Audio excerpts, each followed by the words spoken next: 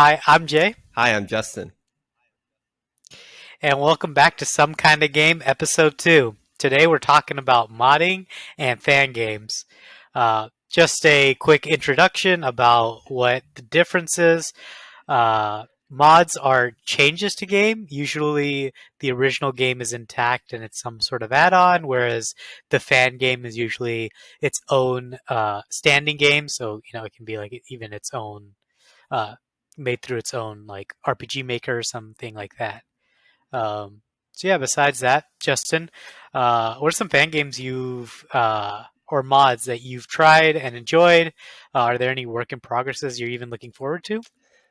So one of them is actually it's not as useful anymore, but when Guilty Gear Strive came out for PC on Steam, the game Hmm. was like memed endlessly upon for like how long it took to like when you booted the game and like click start, you'd see this pop up that said connecting to server, and it would take so long. I think like actually it took around 3 to 4 minutes, and then um someone had a mod who like and they just like patched it, and like through technical magic they were able to you just like downloaded this mod and you like launched Guilty Gear Strive through this exe, and it like launched so much faster. I think it was like 30 seconds to a minute, and it was so much faster. So it's like a great quality of life, because like whenever you just want to like sit down, like you're like working hard, you're like paying the bills, and you just like sit down, you want to play some game.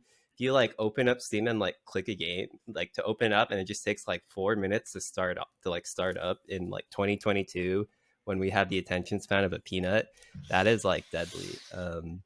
People were like memeing about how long Guilty Gear Strive um, took to boot. People would post like Twitter clips. It was like speedrunning X game before Guilty Gear Strive loads, and they were like legit speedruns that are faster than Guilty Gear Strive.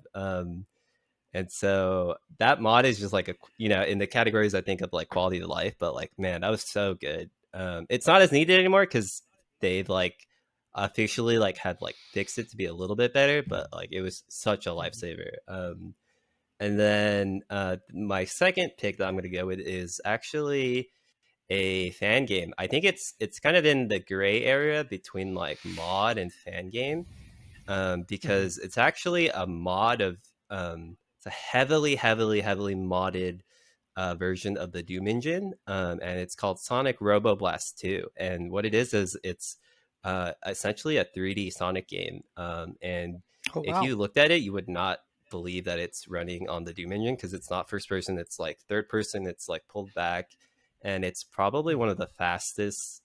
It probably has one of the fastest like movement systems that like I've ever seen. And like if you watch speed runs or like let's plays of it, people are just like blasting through it. And so that was a really fun game to like download on like my crappy laptop when I was in middle school and just like play by myself. It had online play. It had like you could download other people's like characters, other people's like levels and everything. It was super cool. And that's like stuck with me since. It's like definitely older than a decade. I feel like now in terms of like fan games, and it's very small. Some people still play it. Some people still play it. That sounds interesting. I actually might have to try it out because I honestly don't play Guilty Gear. I've seen people play it, and then I've never heard of the game you just talked about really. But for me, um, my most memorable fan game is probably Pokemon Insurgence. For anybody that has never, I'm almost sure that like 90% of the world has been exposed to Pokemon in some way. And then what this fan game was is like it took a dark spin-off where like they were like groups that were basically like how there's Team Magma and Team Aqua Yep. for Pokemon Emerald. Well, this was like every legendary in the game, not every, but like most like big legendaries in the game had their own little team. So there's like Team Garantina, Team Oh. Darkrai, and then there was somebody called the augur. Yeah, it's the augur, and he was like the champion and the savior of like the Yeah, world, yeah, yeah. right? Um, and then basically like you come along, and what made this game so unique for me is they did a great job of one making the story longer, and like they increased the level cap, but also they added new Pokemon like Mega Pokemon, and they also had like their version of like Fakemon, which were like Ooh. uh yeah, they were like evil versions, and ones that really stuck out to me were like the beginning, like the starter picks. Uh-huh. So you had the option from Eevee, uh like Oh. uh I forgot what exactly it's called, but it's something like Insurgence, like version of Charmander, Bulbasaur, and Venus, or Bulbasaur and Squirtle, and like they're different typings. So like Charmander was like Ghost Dragon, Venusaur was Dark, uh, Fairy, and then Oh. Squirtle was like Fighting Dark. So it was really interesting how they shifted the typings. But yeah, there was also like different versions of those. Like there's a bunch of them, and then my other like top pick is probably Terraria Calamity. Anybody who plays Terraria almost always knows about Calamity, which is honestly like I would call it a mod, but it just feels like it literally has like another game to it. They just added so many weapons, a new class, and then they just made like their end game more end gamey. Like it, some of the bosses I will say are just major bullet hells, but they did a really good job of like balancing it and making it difficult enough. So yeah, like it really felt like it's like a whole new game because there's whole new armor sets, different weapons. Like it gets pretty, and it also gets pretty crazy with the stuff you can do. Um, so yeah, and then as for like one that I'm looking forward to would be Starlight River, which is also a Terraria mod, but it's like Right. they like made it so beautiful and like very, I won't say Stardew-esque because it's not anything like Stardew, but like very like uh setting the theme really well like Stardew does, uh like the ambiance of it. So um yeah, I'm excited for that. Man, it sounded like Terraria was moving you to tears through this mod that people made. I I mean, could see the tears like uh swelling. You're like, man, it's so beautiful. When I die, like bury me in like the graphics that that mod has. dude, if anybody hasn't checked it out, I recommend looking at the trailer. It's called Starlight River, Terraria. So check it out. It's on YouTube. Um, it's definitely worth the watch. But we just glowingly talked about like ones we liked, discussed like, hey, like this was such a good quality of life. But have you ever played a mod that like maybe ruined the base game for you, slash like thought of the game differently after you played? Yeah, I think, and you see this a lot with older games. I think like one big example is kind of in that category that I mentioned of like quality of life, because after a game gets like a bit old, like it's kind of getting on in age, and like developers are like looking back and they're like, man, I gotta put it on, I gotta cut the life support, just cut the cord, and then you'll see games like just like die, essentially. So a lot of times like when you go back, and there's still people who like will recommend you play these games, and like there are people who are interested in playing these older games, um it like will not run on modern hardware, or like it will not run on Windows 10 because it was doomed to Windows Vista or something like that. One example of that I think that really sticks out to me is like the Fallout series. I think particularly like Fallout New Vegas is kind of the one I want to highlight. Really, really cool game, really cool um, narrative structure with like how they structured missions, and like the writing is like phenomenal. But like, do not play base game of like Fallout New Vegas ever in your life. You should like install mods. There's so many mods that like fix things, like they'll just get the game to run. You can add like um you can add all these things like new quests, new weapons, or like just graphical updates so your eyes don't bleed when you're like looking at this dated game. And there's like a trend, like there's this like really cool history of people going back, like really passionate people going back and like taking the carcass of like old Betsy Fallout New Vegas, and like she's still alive, she's still kicking. They like pick her up a little bit, get her some food and water, and then just like that, like it's like she's never left. And Dude, it I totally get that. It really did revive uh Fallout.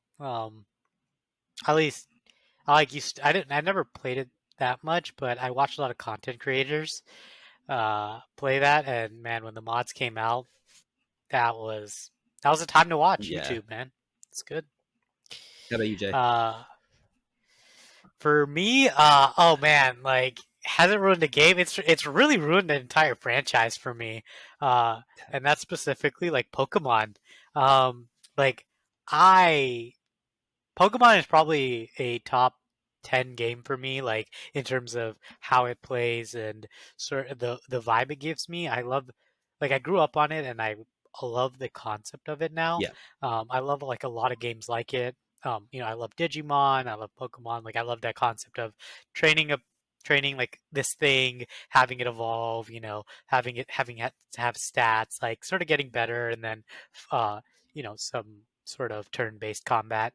So yeah, that's like bread and butter. But man, like if anybody's ever played fan games, like I have played so many Pokemon fan games. I'm talking about like I'm in the 30, 40, 50 plus fan games at this point, like, Wow. and they do it different, man. Like it's like what I love is Pokemon is like the base, right? So yeah, like I guess they sort of have a head start because they already have like a base they're working off of, right? They don't have to make any new animations. They don't have, they're not looking for new sprites. Like they're all already built online, free to use, right? But the stories are so intricate. The puzzles are just so like they they took like simple versions of things and made them interesting. Like the thing one of the most interesting ones I've played is like something called Pokemon Island, and it is this concept of, hey, you're a trainer.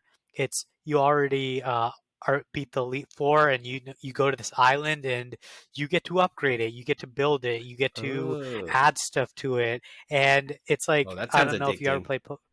Yeah, I don't know if you ever played Pokemon Emerald, but they have a uh, it's sort of like Elite Four, and then the main way you progress the storyline is through a tournament, and there's multiple tournaments, and Oh, it's the like the tournament world arc. Oh, you're tournament. selling me on Yeah, this or yeah, this fan game. dude, yeah, and so it's just like they did it so well, and there have been other versions like this, right? Other versions like this, or like different ones. Like there's one that's really big called Pokemon Infinite Fusion, and that one's crazy. You can fuse any two Pokemon in that game together to make a new one, and then they have a Ooh. really big community that makes sprites, and so some of them just look amazing, like amazing, amazing.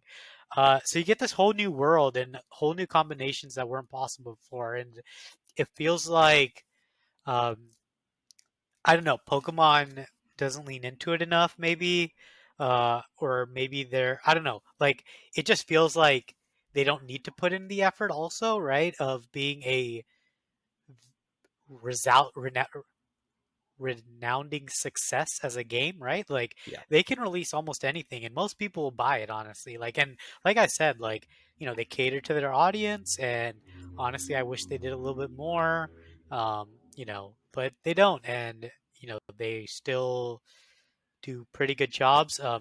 Pretty good job for their base games. I just hate that they reuse so many Pokemon, as well as like, uh, they are looking to try something different. It looks Oh like it yeah, I do with see. Pokemon Arceus coming out, and then the You. new game having their release Pokemon Violet and uh, I forgot its counterpart, but not important because I'm gonna get Violet.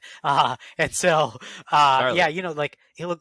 Oh, Scarlet, there we go. And it looks to be, open world-y, right? And something that I'm really excited by is uh, they actually are going to let you do the gyms in any order you want. And it's such a simple concept, but it really helps it feel open world, right? Like I can skip my team maybe not ready for this. I like my team is mainly filled with like, right now water Pokemon, so I don't want to take on this electric Pokemon. Um, and then yeah, like that's really uh like where I'm at for it. But like I said, it looks like they're trying to search something different, but honestly, the fan games have left a sour taste whenever Game Freak releases a game anymore because it pales slightly in comparison to these fan games. Yeah, and there's a lot of like it can't be it can't be like pointed out enough how much of these are just like works of like pure love and passion for the Hmm. game or like what the game means to them, because most of the time these people aren't making any money. They're Yeah, somehow making these in their free time, and like I don't know about you, but like in my free time I like finish work and then I like go eat a burger and then it's like, oh, I better sleep or I'm like not gonna wake up for work anymore. So like it is amazing that they have like such like dedication, and they are able to like take risks, and like you're not going to see that with you're like not going to see that with like especially nowadays like game dev companies like the huge ones like Game Freak, Nintendo. They're not yeah, really down to take risks anymore. They have like a board that they got yeah, to listen to and everything, so a lot of the time you see people innovating in indie games and like fan games and mods, and then like the giants like looking over, they're like, hey, I'll take that, that's mine now, and then they'll just like take that and go. yeah. It, And it is it is crazy. How yeah, like you said, like when I finish work, it's like it's time for some video games, and then uh, maybe like watch some anime and like really hang out and not make an entire game from scratch, right? Like yeah, that's really what some of these people do. Um, so yeah, I mean, you are right, like very much passion projects, but you know, um, hey uh man, they keep my attention span, kind of like going along that topic, there's I think that like segs nicely into like another topic that we were going to talk about, which is speaking of the like the big dogs like looking down and like seeing what is popular and then just like poaching that for themselves. One Yeah. of them is one of those companies I think is Riot Games, and what they did was so the recent example is I think Teamfight Tactics, which is taken out of auto chess, and so like Teamfight Tactics was and so basically auto chess was like made by like this like small like team, right? They're like making their own mod, and then like the big dogs came in and they're like, hey, that's pretty cool and creative, I'm gonna take that. And what's also interesting is like Riot Games is also born out of a mod, and so like the history goes Wow. the genre of MOBA, like the original MOBA, is a mod of Warcraft 3. And Oh it was wow. called Defense of the Ancients, which is the same Uh, acronym as Dota. But so the history goes is wow. Warcraft 3, Reign of Chaos is an original RTS game released July 3rd, 2002 by Blizzard. And pretty soon there was like extensive like modding support that people could make. People would make their own um, maps essentially that could like turn into whole games. And so yeah, someone made Defense of the Ancients, and then um, the mod was so big, and it like pioneered like so many things that you see, like the MOBA format of like you have your like your champion or like your legend or whatever game you're playing, and there are like objectives on the map, and it's like team based, and you like play around the objectives, and there are like team fights, etc., etc. Well, the original Dota had was like a huge presence in the esports scene at that time, if you can imagine one in like 2002, but 2003. And so Valve looked over and they're like, hey, I want that guy. And so they actually hired the lead designer of the mod of Dota, and they hired them onto Valve. And so and there's actually like a little bit of like a legal dispute, which was like really fun to read when I was looking this up. They kind of had to like fight for the name Dota, so there's like a chance that like Dota Wow. 2 could have been named something else entirely, but they're able to like settle it after like some legal disputes, and then like internally they were like working on Dota, and so or like their own I guess like expansion to the idea of Dota. And Mhm. then, so basically, essentially, you have Warcraft 3 2002. In 2003, Valve hired the lead designer of the Dota mod. And then 2009, in comes a little game known as League of Legends. And so that is like the official release date of League of Legends. League of Legends borrows heavily, as in like it is like entirely based upon Dota, Oh and wow. so like League of Legends is spawned from there, and I looked up like the player count for League of Legends recently, and like the numbers differ depending on like what site you look at, but by far it's 100 plus million players of League of Legends. So like out of that, like mod has spawned like a huge like behemoth. And funnily enough, the first standalone release of Dota, known as Dota 2, Valve released that after League of Legends, which I didn't know. I think Oh that's like a wow. fun fact. So yeah, it released in 2013. So essentially a 10-year gap between like when they first poached that. But so yeah, I think that is so interesting because like League of Legends really is so massive, and I think it's a game that you enjoy. I don't think I enjoy it as much these days, but I feel like you also enjoy League of Legends a lot.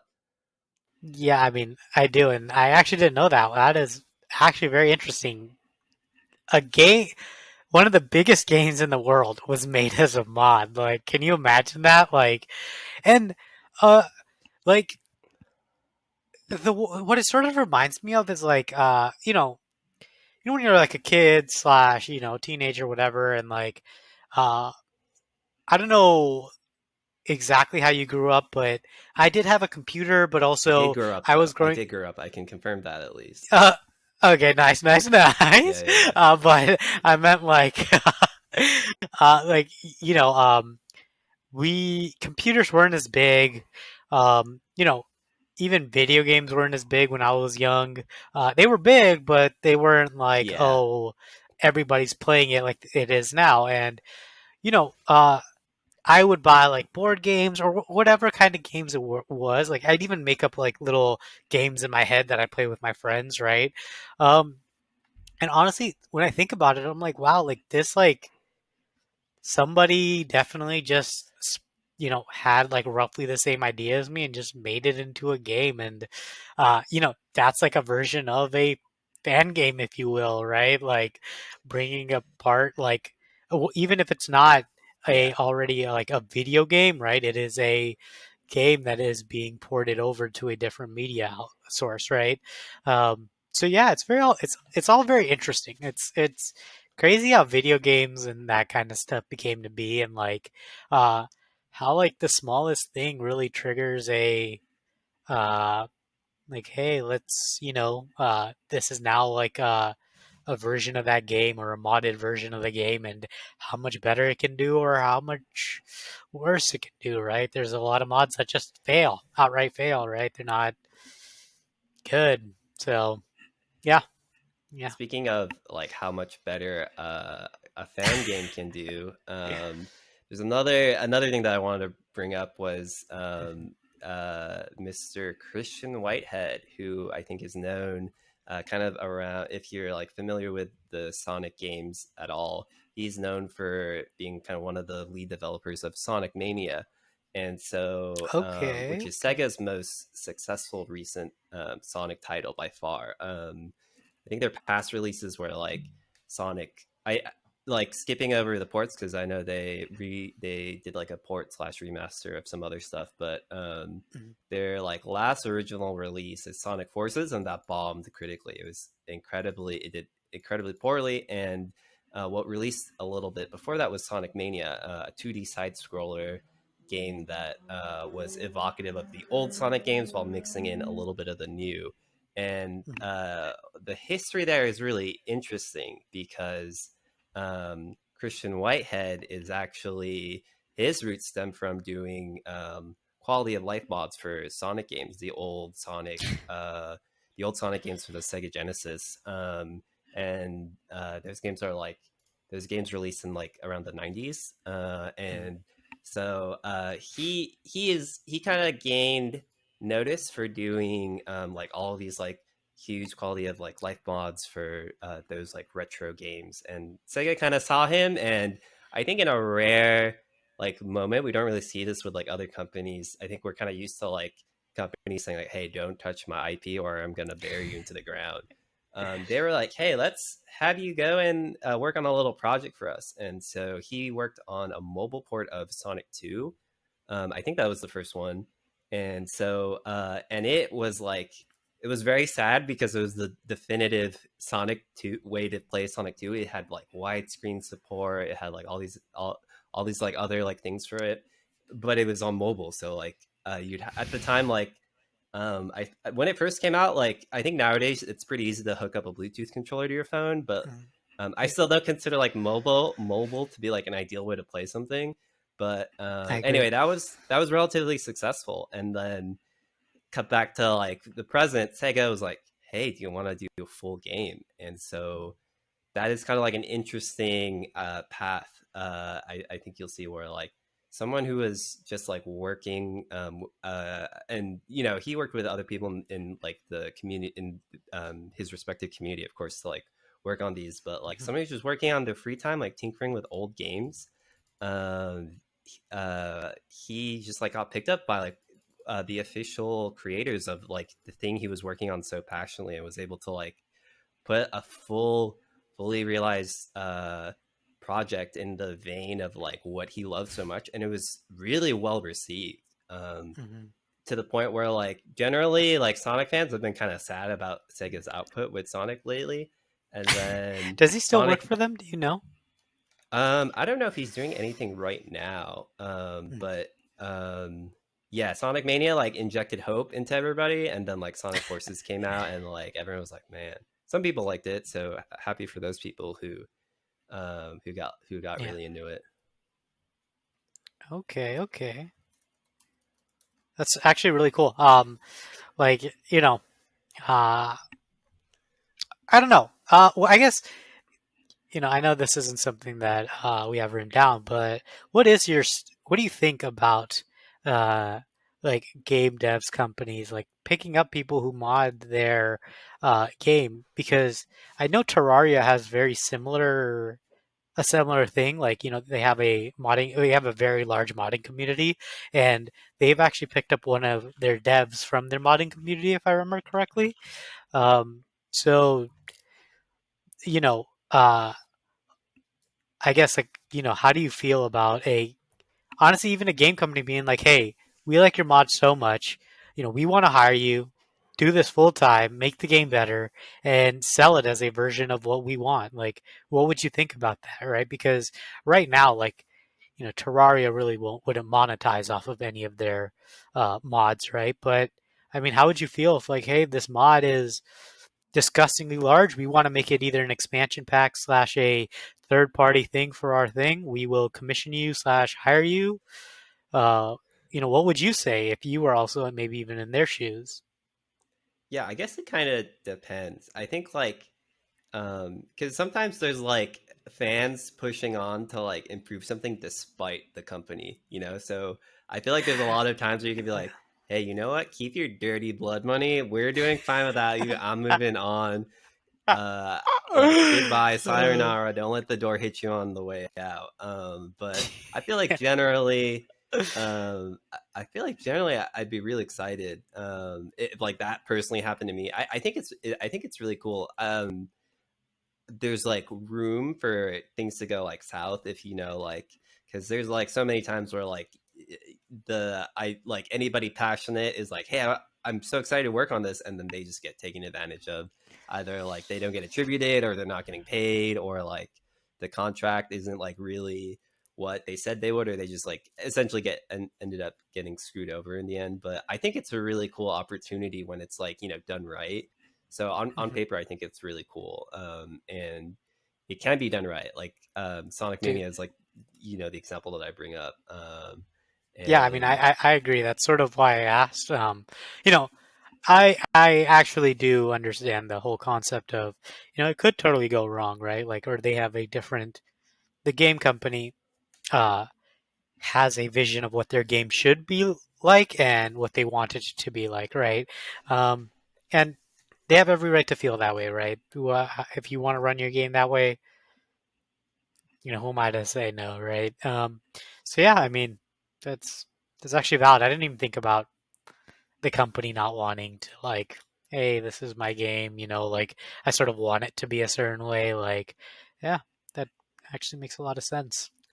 yeah, on that note, something I want to bring up in relation to mods, and this is huge in the vein of like, hey, we've like done so well without you, like please stay away.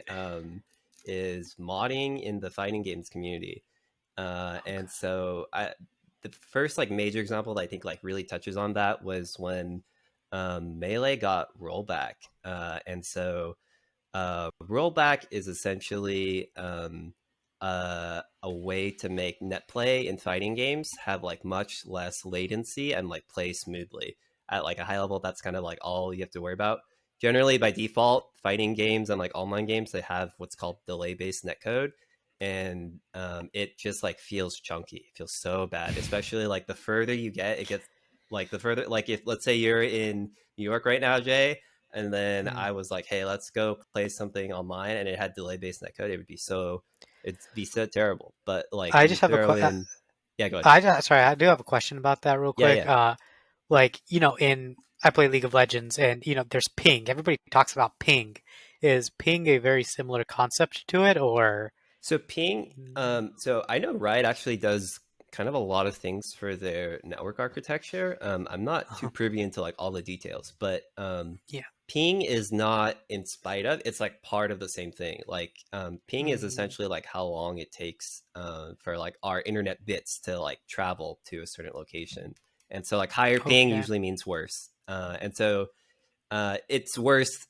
So high ping is worse in delay based netcode and rollback netcode. Okay, Yeah, okay. yeah, yeah. So like I'm not gonna get into the details, but essentially, to the fighting game community, rollback good. It's like almost always good, and so um, especially when you have Super Smash Bros. Melee, which is such a grassroots fighting game community. Mm, Um,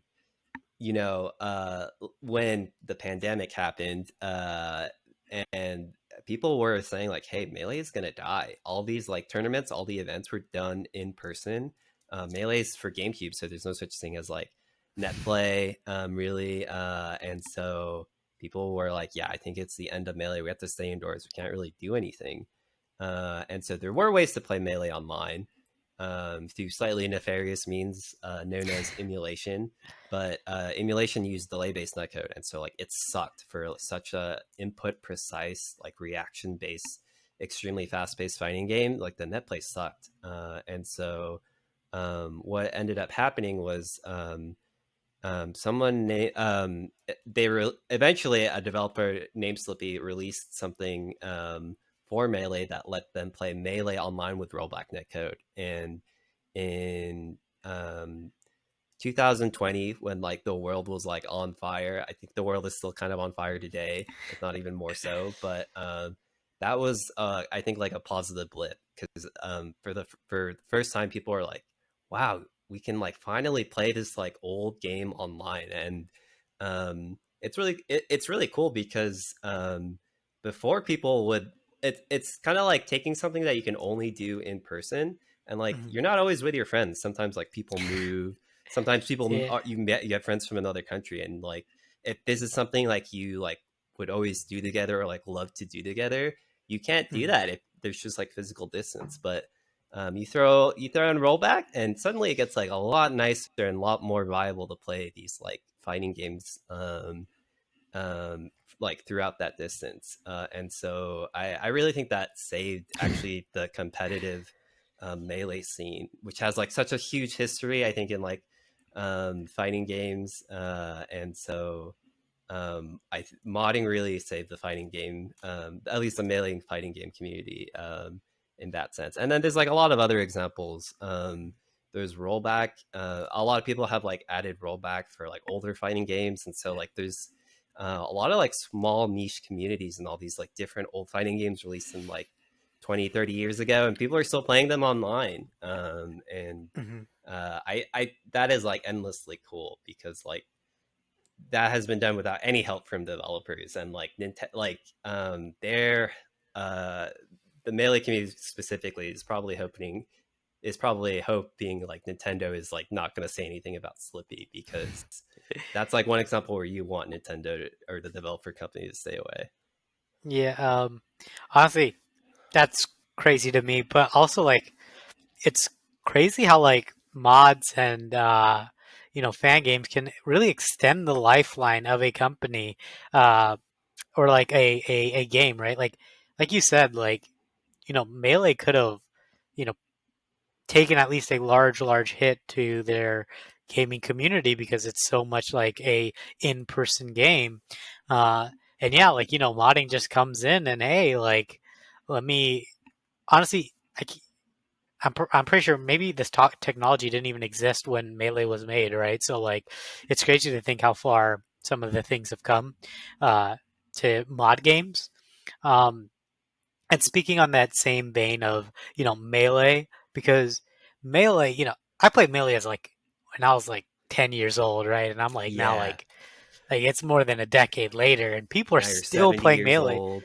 Yeah. No, funny enough, we mentioned Melee, but my cousin actually does play Melee, like not super competitively, but like, he'd Yeah, three stock me like consistently without losing like very little life, right? Because like he's pretty good at the game. Um, obviously not professional, but just really good. He practiced. He can do the like all the dashes and stuff. yeah, So yeah, yeah. very impressive stuff. But yeah, it's like crazy how long like that game has lasted, and given um, modding, like uh, the longevity of games, right? Just through modding. I think it's very helpful. Uh, I think a game like Melee really benefits for it. I think most games, like for me, Slay the Spire specifically, definitely increases longevity for me because of the mods. Like the Yeah. base game, yeah, the base game is so simple, right? Like it is very much, I won't say monotonous, but the same thing over and over again, right? And it's a gameplay loop I love, but you know, depending on how hardcore of a gamer you are, like it could get tiring slash boring, right? But the mods can add so much life to it. Like I have played over 300 hours of Slay the Spire, and that's only because there's mods. Like there was this crazy Yu-Gi-Oh mod. There was like adding, a whole new act. Like it's just crazy the things people do. So yeah, There was a Yu-Gi-Oh mod? yeah. So like what happened was like you would switch this character, and then you could change what deck that you used, and then Uh-huh. what the cards that the after you defeated an enemy, like you got to pick from three cards, right? Yeah, yeah, yeah. Uh, you it generated like two like the deck type it was. So like there was like an insect deck, a dragon deck, a mech deck, and like they were made up of all the uh, Yu-Gi-Oh cards that were like that type or whatever he put in, and then uh, he'd like generate like two of them. So like let's say the mech one and the insect one, and that would be the pool of cards you get to pick from, including like some of the base cards plus spells and traps and stuff. So it was like it got crazy. He added new enemies, uh, new relics. He added the whole shebang. So, But was uh, like Yugi Moto at the end, uh like at the end, like at the top, just like staring you down, or did they not put any Yu-Gi-Oh characters? you play as Yukimoto, and actually, Oh. some of the like elite bosses, right? Were or elite enemies were like Yu-Gi-Oh characters. So there was Kaiba, uh, there was like That's sick. Dark Magician. So yeah, there were some very cool ones. And like I said, the decks were they weren't so balanced, but sometimes I don't care about balance. I'm trying to have fun sometimes, right? So, yeah, it was a very good mod.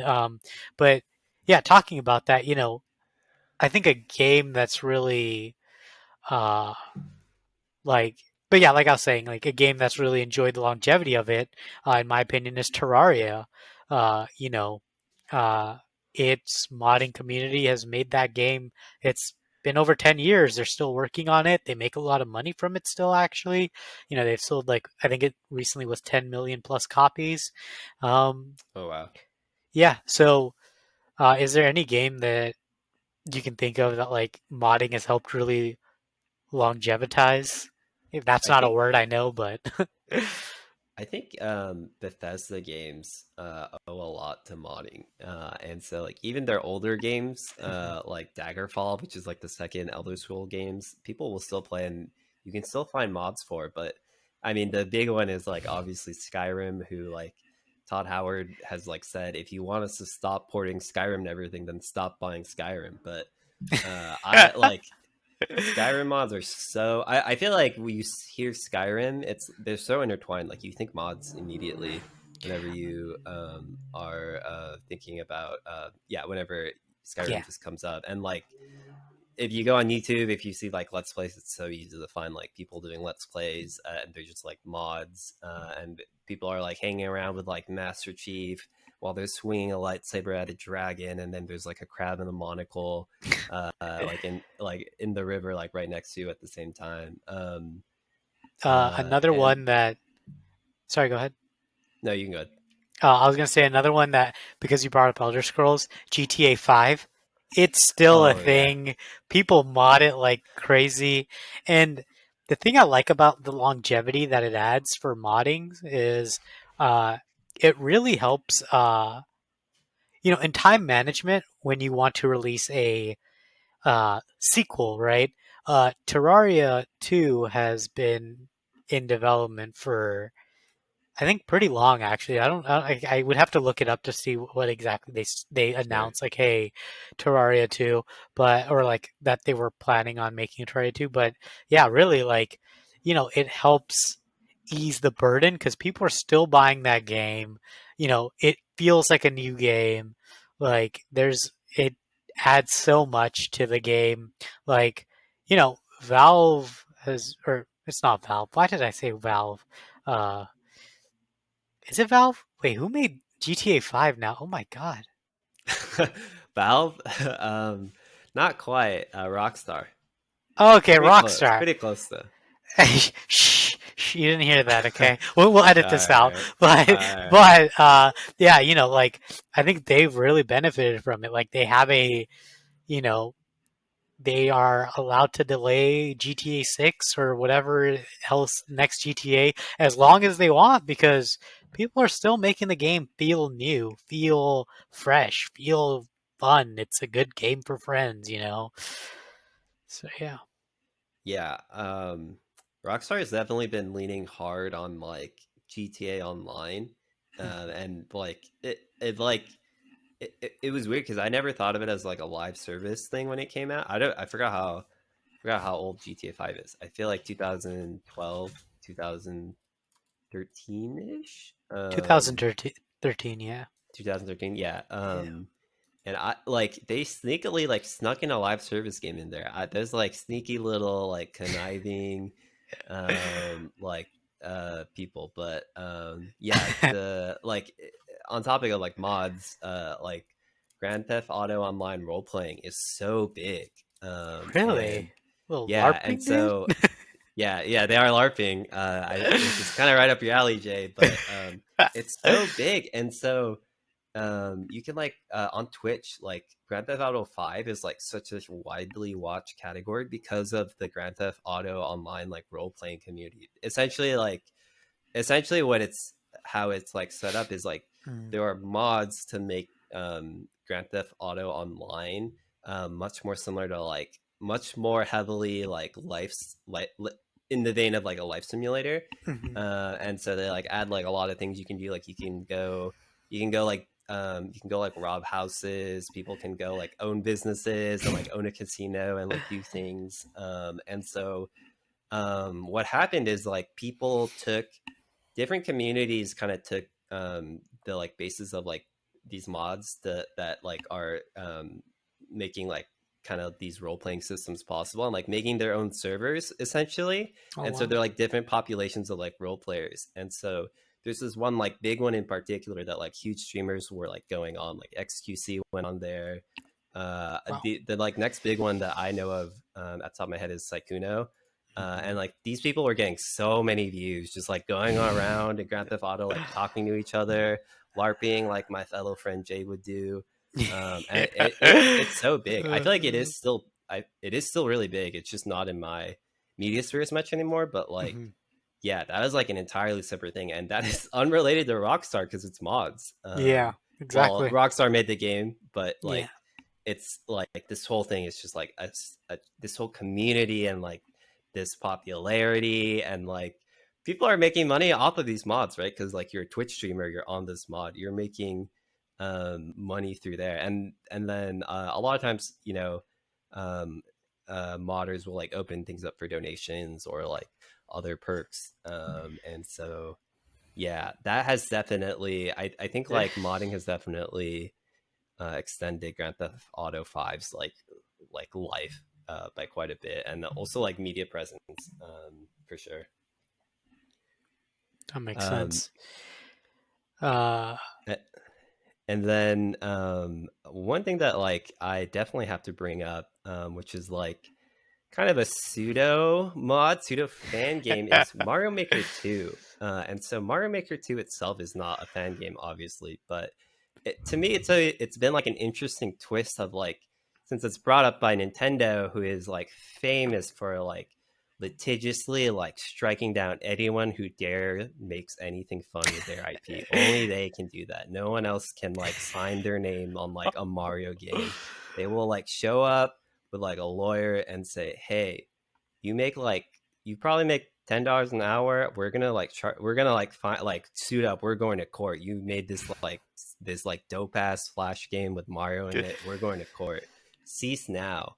And yeah. so um, Mario the Mario games have had a huge history, I think, of like fan games. Every single individual Mario game has like a passionate, dedicated community behind it, like still making fan levels through modding tools today. And so it's kind of interesting to me because Nintendo came along and was like, "Hey, we can make money off of this, but in our way." And so they released Mario Maker. They released the Mario Maker series. So like the first one came out a while ago. Mario Maker 2 came out on Switch in 2019. And so it's kind of like monetizing fan creations, but like through their officially sanctioned like wall garden. And Mhm. so that's always been interesting to me because it's like, hey, you can make these fan games, but like we do it our way, so we can also make money. And so and I'm like joking about how evil Nintendo is, but like Nintendo is really evil. But one really cool thing that I think this does is like improve accessibility for people to like kind of get in on like creating a Mario level, because if you were to kind of get into modding yourself, you kind of have to get into like some more suspicious corners of the internet that you might not be as used to if you only ever go on like TikTok or Twitter, and like download these suspicious looking files that are like memhack.exe, and you're kind of worried if your social security number is like vulnerable now. But Mario Maker 2 like does like so much to just make that accessible. Like, hey, you own a Switch, just like pop in this game, and then here are these like tools that you can string together some levels, and also here are some ways to upload the levels and like browse and like just like play other people's creations. And I think that's super cool because getting Mhm. I think like getting these tools to create things in more and more people's hands is always a good thing, because it just like um it just like is it just like increases the chance of like someone making really cool things, or like Yeah. this like really striking a passion with somebody and being like, hey, I think I want to be a level designer, and like maybe that's not the best idea for your like financial stability, but like I think that's like a really cool idea. Dude, some of them are so creative. Like I've played some Mario Maker and I've seen some levels, and Yeah. the one that sticks out to me right now that I can like really vividly remember, it's like it was called match the picture, right? And so there Okay. were what it was is like how there's vines in Mario where you can climb them. Yeah. There were three vines, and then there's three like boxes, and they all had stuff Okay. inside them. So you might you would see like a spring with a coin and maybe a rope, and uh, basically what the thing was is find the difference. And two of them were exactly the same, but one of them had something very different, or not very, but something different, super slight like difference. Like Oh. one of them was like a platform color was different. One of them was like there was like some sort of hidden block thing. Like it was crazy. And like the way you would guess is you'd climb up the vine that you thought it was, and it'd be like to the next part of the level. And man, like some of these people made such creative levels that I was like, you know, as much as Nintendo has like all the resources and stuff, like I'm like they would never put this in their game, right? But it was such Yeah. a entertaining like you know level to play and really experience. And Mario's such a good game, and like you said, put it in the hands of whoever wants it, really, right? Like The it's masses. like a tool, right? So yeah, I mean, I think we've discussed this before, but like we it's great that Mario was able to do it. Like I don't know how many games could do something like this and really be successful, but honestly, like, hats off to them. I think they did a great job with Mario Maker, and uh, like, I don't know how it could be implemented with other games, but honestly, like, I'd love to see it for other games as well. League of Legends maker, make your own MOBA. No, no, no, no. We don't need more MOBAs. We don't. League of Legends is enough. We don't need to. Uh, we don't need another community like that. All right, all right, all right. All right. Well, um, you know, I think this is like we'll wrap it up with a listener question of the day. And today's listener question is: if you were teleported into Pokemon, what would your team of six be? And would you try to become the champion, or would you just live your life out? Uh, thanks for What a good watching. question.